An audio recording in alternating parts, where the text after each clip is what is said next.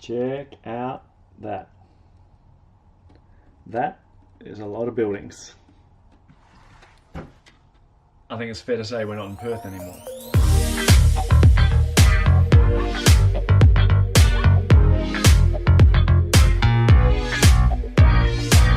So I'm here in Tokyo for an event part of the Oracle Groundbreaker Ambassadors Tour, going through our APAC. It's already been through Seoul in Korea and in a couple of cities in China. Now in Tokyo and heading through to Australia and New Zealand. And I'm participating in those last 4 legs of the event. Can't wait.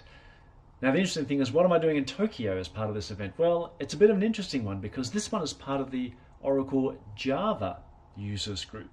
Now you might be thinking, what would a database guy like myself be doing at a Java users group? Well, I think of it a different way. I think of it as, why wouldn't I be at a Java user group event?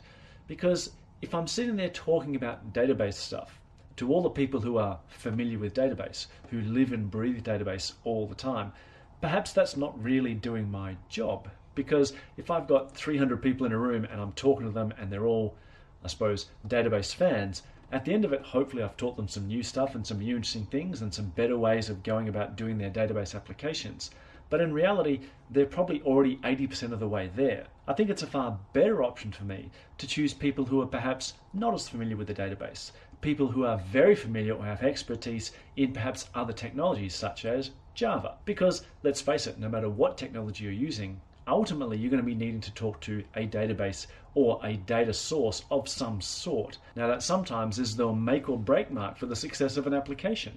Because if you can't interact with your data source, whether it be a relational database or any other database source intelligently, then you're probably going to have problems. You're either going to have performance problems, which is sometimes uppermost in the mind of developers, or you might have data corruption problems.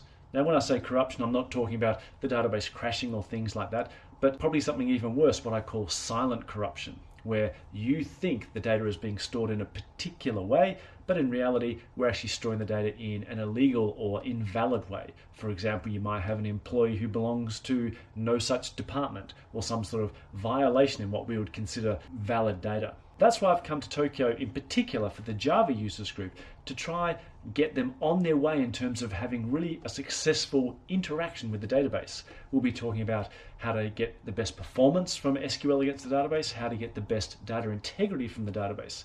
We'll also talk about things like SQL injection. Many of these topics are probably very familiar to people who are already familiar with the database landscape. But for the Java community, some of these things may be new. Some of these things may be tucked away in an ORM or some other layer that they've never seen before.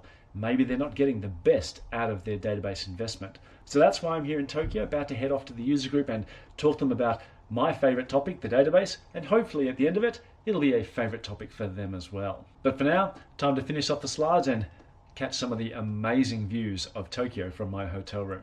See you all soon.